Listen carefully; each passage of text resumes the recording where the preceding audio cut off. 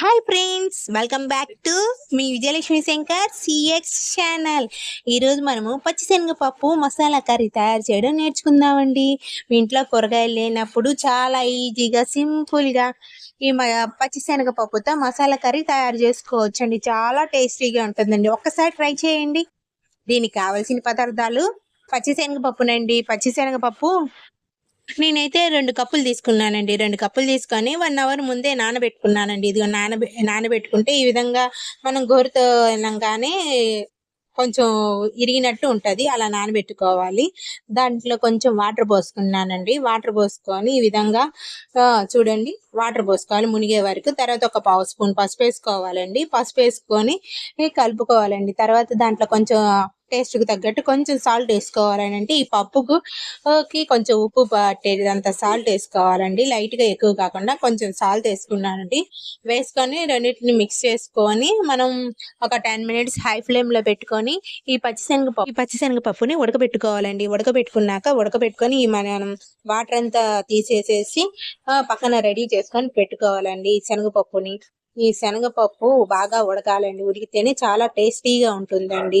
ఉడకబెట్టుకొని పక్కన పెట్టుకున్నాక టమాటాలని, ఉల్లిపాయలని, పచ్చిమిరపకాయలని అన్నిటిని కట్ చేసుకొని నేను పక్కన పెట్టుకున్నాను. అట్లానే ఉడకబెట్టిన పచ్చిశనగపప్పును కూడా తీసుకొని రెడీగా చేసుకొని పక్కన పెట్టుకున్నానండి. అట్లనే చూడండి, ఇట్లా నొక్కంగానే మెత్తగా ఉడికిపోయినట్టు ఉంది. ఈ విధంగా ఉడకబెట్టుకోవాలి. లేకపోతే చాలా సేపు పట్టిద్దండి. కూర చాలా ఎక్కువ టైం పట్టిద్ది. ముందుగానే ఉడకబెట్టుకుంటే చాలా టేస్టీగా ఉంటుంది, బాగుంటుంది కూడా. మనం ఒక గిన్నె తీసుకున్నానండి. తీసుకుని దాంట్లో ఆయిల్ పోసుకొని ఆయిల్ వేడికంగానే పోపు దినుసులు వేసుకున్నానండి. పోపు దినుసులు వేసి చిట్టపటమనంగానే మనం కట్ చేసుకున్న ఉల్లిపాయ ముక్కల్ని ఈ గిన్నెలో వేసుకున్నానండి. ఈ గిన్నెలో వేసుకొని బాగా ఫ్రై చేసుకోవాలండి. కొంచెం ఫ్రై అయిపోయినాక మనం పచ్చిమిర్చి కట్ చేసుకున్నాం కానీ ఆ పచ్చిమిర్చిని కూడా ఇందులో వేసుకొని బాగా మిక్స్ చేసుకుంటూ ఉండాలండి. మిక్స్ చేసుకున్నాక మనం బాగా కలుపుకొని బాగా ఫ్రై అయినాక ఒక 1 టేబుల్ స్పూన్ అల్లం వెల్లుల్లి పేస్ట్ కూడా వేసుకోవాలండి. వేసుకొని బాగా మిక్స్ చేసుకుంటూ ఉండాలండి. మిక్స్ చేసుకుంటూ అల్లం వెల్లుల్లి పేస్ట్ పచ్చివాసన పోయేదాకా బాగా ఫ్రై చేసుకోవాలండి. ఈ ఫ్రై అయిపోయేలోపు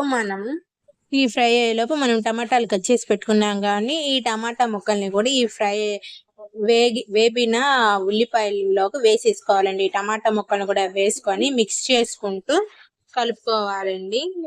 ఇది చాలా టేస్టీగా ఉంటుందండి. చిన్నపిల్లలకు చాలా నచ్చుతుంది. ఒకసారి ఫ్రై చేయండి, చికెన్ అంత టేస్ట్ లాగా వస్తుంది. మా అమ్మ చిన్నప్పుడు నాకు చేసేదండి.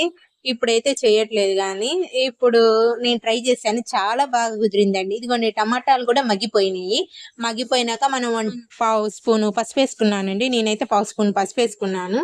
పసుపు వేసుకొని బాగా మిక్స్ చేసుకున్నాక రుచికి తగ్గట్టు కొంచెం సాల్ట్ వేసుకున్నానండి. వేసుకొని బాగా మిక్స్ చేసుకోవాలి. ఈ విధంగా మిక్స్ చేసుకుంటే టమాటాలన్నీ బాగా మగ్గితే కూర చాలా టేస్టీగా వస్తుందండి. ఎందుకంటే ఈ టమాటాలు మగ్గితే కూర చాలా టేస్టీగా ఉంటుందండి. ఈ మగ్గిపోయినాక నేనైతే 1.5 స్పూను కారం వేసుకున్నానండి. కారం వేసుకొని బాగా మిక్స్ చేసుకున్నానండి. మిక్స్ చేసుకున్నాక అన్నంలోకి, రైస్లోకి, చపాతీలోకి చాలా బాగుంటుందండి. నేనైతే ఇది కొంచెం కారం వేసుకున్నాక ఒక 5 మినిట్స్ తర్వాత ధనియాల పొడి కూడా వేసుకుంటానండి. ధనియాలు ఆల్రెడీ నేను పొడి చేసుకొని పెట్టుకొని రెడీగా ఉంచుకుంటానండి. దాంట్లో నుంచి ఒక 1/2 టీ స్పూను ధనియాల పొడి వేసుకున్నానండి. వేసుకొని బాగా మిక్స్ చేసుకున్నాక అట్లానే గరం మసాలా వేసుకుంటానండి. గరం మసాలా అంటే నేను బయట షాప్ లో కొనుక్కున్నది అండి. ఒక ప్యాకెట్ కొనుక్కొని వేసుకుంటానండి. ఈ గరం మసాలా కూడా వేసుకోండి. 1/2 స్పూన్ వేసుకుంటానండి. 1/2 స్పూన్ వేసుకొని బాగా మిక్స్ చేసుకోవాలండి.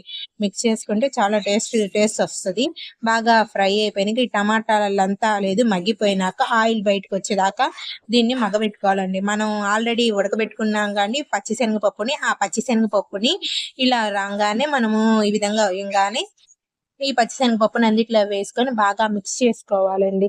మిక్స్ చేసుకుంటూ ఉండాలండి. మిక్స్ చేసుకుంటే చాలా పచ్చిశనగపప్పుని బాగా మిక్స్ అయిపోయినాక ఈ 2 ఉప్పు, కారం అన్ని దీంట్లో పట్టేదాకా బాగా ఉడకబెట్టుకోవాలండి. ఒక 5 మినిట్స్ ఉంచుకోవాలి, మగ్గబెట్టుకోవాలి. మగ్గపోయినాక కొంచెం వాటర్ పోసుకోవాలండి. మీకు గ్రేవీ కావాలంటే కొంచెం ఎక్కువ వాటర్ పోసుకోవచ్చు. గ్రేవీ తక్కువ కావాలంటే కొంచెం వాటర్ పోసుకోవాలండి. కొంచెం ఇలా నేనైతే ఒక హాఫ్ కప్పు వాటర్ పోసుకొని బాగా మిక్స్ చేసుకున్నానండి. దీంట్లో మనం కోకోనట్ పౌడర్ వేసుకోవాలండి. కొబ్బరిని బాగా ఎండు కొబ్బరి అయినా పర్వాలేదు, పచ్చి కొబ్బరి అయినా పర్వాలేదు. నేనైతే కొబ్బరిని బాగా గ్రైండ్ చేసుకొని పొడిలాగా వేసుకొని ఒక 10 మినిట్స్ హై ఫ్లేమ్లో పెట్టుకొని బాగా ఉడికేదాకా, బాగా పచ్చివాసన పోయేదాకా ఈ కొబ్బరిని ఉడకబెట్టుకున్నానండి. చాలా టేస్టీగా ఉంటుందండి. ఒకసారి ట్రై చేయండి. ఇది ఒక 10 మినిట్స్ హై ఫ్లేమ్లో పెట్టుకోగానే మన కూర రెడీ అయిపోయినట్టండి. ఈ కర్రీ చికెన్ కర్రీ లాగా ఉంటుందండి. ఇది చపాతీలకి, రైస్లోకి చాలా బాగుంటుందండి. నా మరిన్ని వీడియోస్ కోసం నా ఛానల్ని సబ్స్క్రైబ్ చేసుకోండి. Thanks for watching.